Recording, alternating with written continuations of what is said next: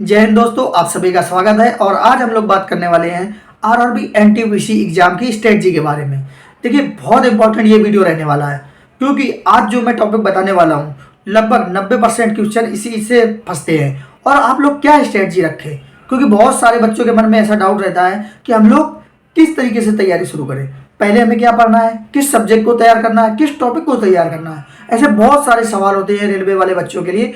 तो 2016 और 19 में जो रेलवे एनटीपीसी का एग्जाम हुआ था उसका एनालिसिस करने के बाद लगभग 130 प्लस शिफ्ट में वो पेपर हुआ था। अच्छे से एनालिसिस करने के बाद फिर मैं ये चीज़ें आप लोगों के सामने रख रहा हूँ, तो हर एक चीज़ बताऊंगा। और आज हम लोग केवल जीके के बारे में बात करेंगे क्योंकि सबसे ज़्यादा समस्या सभी को जीके में ही आती है कि क्या पढ़ना है और किस तरीके से पढ़ना है। सबसे पहले किस पोर्शन को हमें उठाना है, कहाँ से हमारे अच्छे नंबर खींच पाएंगे।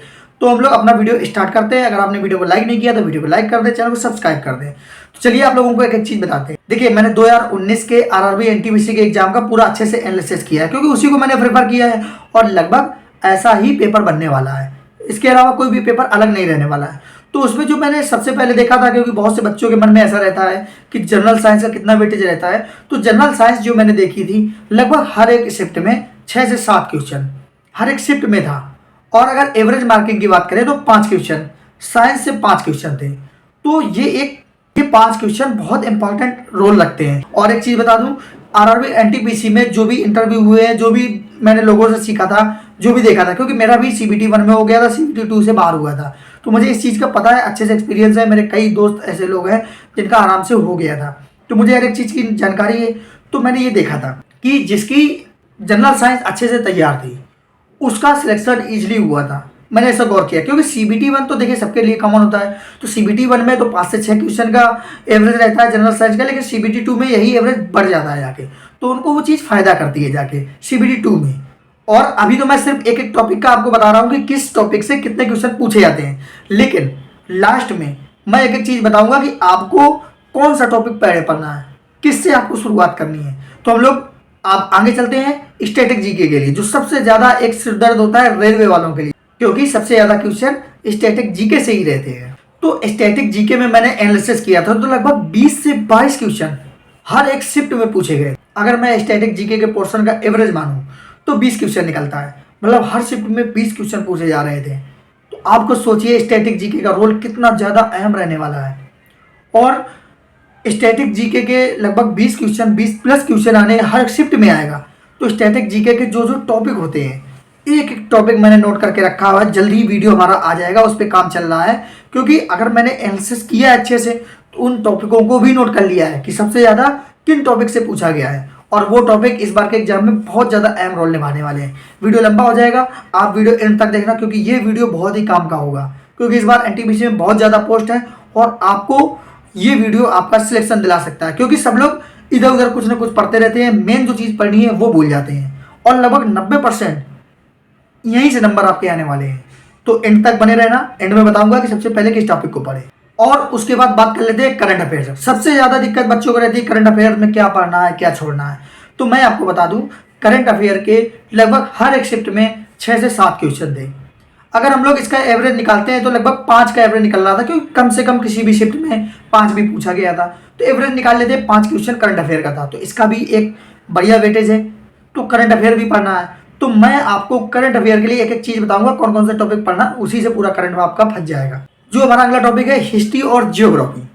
देखिए, हिस्ट्री और जियोग्राफी में मैंने लगभग पूरे सेटों में ऐसा देखा था, जो पूरे 130 शिफ्टें हुई थी उसमें मैंने अच्छे से देखा था कि लगभग हिस्ट्री और जियोग्राफी से 5 से 6 क्वेश्चन आ रहे थे।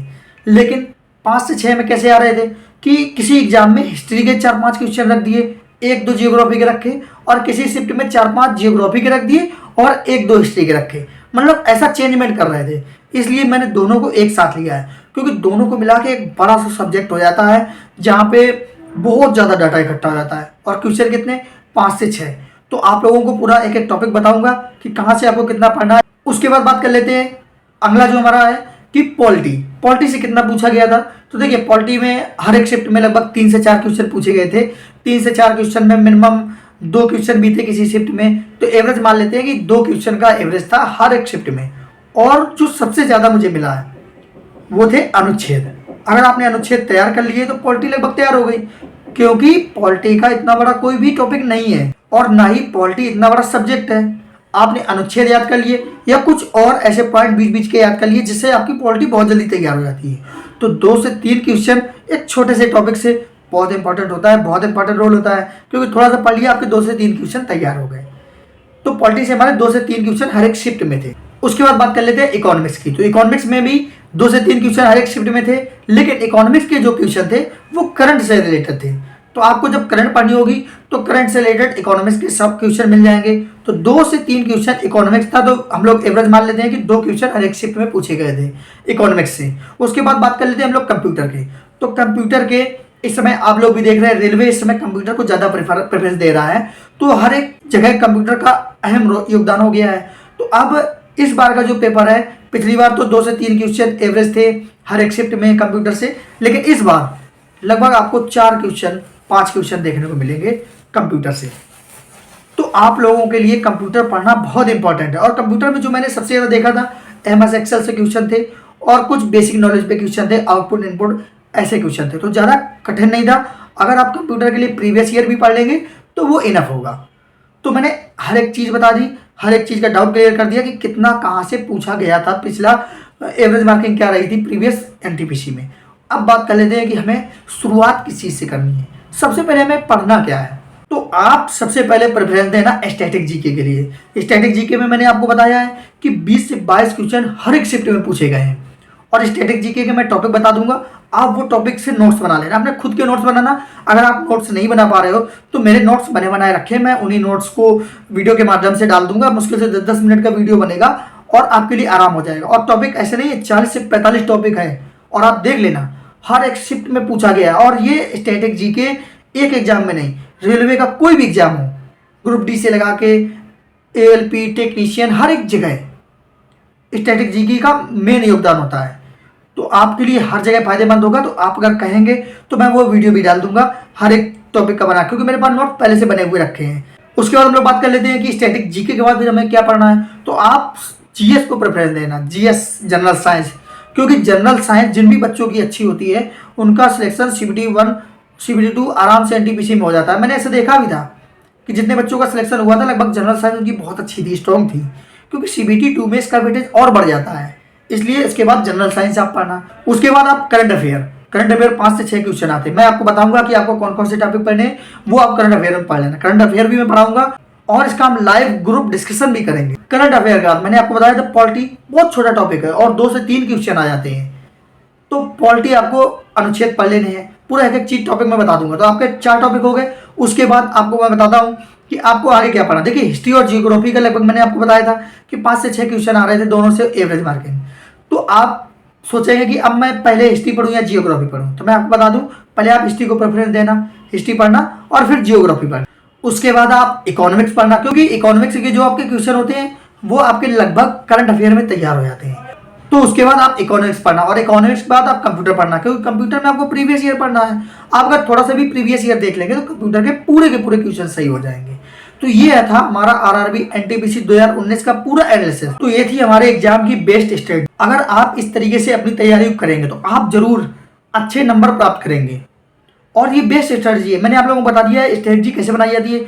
जो टॉपिक ज़्यादा पूछा जाता है आप उसको पहले पढ़ें। आप अगर उसको पहले पढ़ेंगे तो उसका रिवीजन बार बार होता रहेगा, क्योंकि बीच बीच में जब आप उसकी तैयारी कर लेंगे तो बीच बीच में आप उसका रिवीजन भी करते रहेंगे। जब बार बार उसका रिवीजन होगा तो वो चीज़ अच्छे से तैयार हो जाएगी।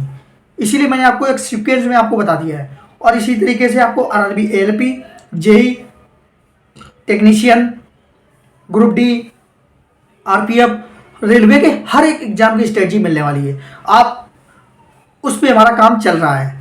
हम हर एक एग्जाम का एनालिसिस कर रहे हैं, जो भी क्वेश्चन थे, जो भी अभी तक रिव्यू हुए हैं, जो भी चीज़ें हैं, हर एक चीज़ का मैं प्रीवियस ईयर का एक एक चीज़ का एनालिसिस कर रहा हूँ। तो आपको पूरी हर एक रेलवे के एग्जाम की स्ट्रेटजी आपको मिल जाएगी। और इसी तरीके से बेहतरीन मैंने आपको बता दिया कि किस सब्जेक्ट से कितना पूछा जाएगा और ये आपके लिए फायदेमंद ही रहेगा।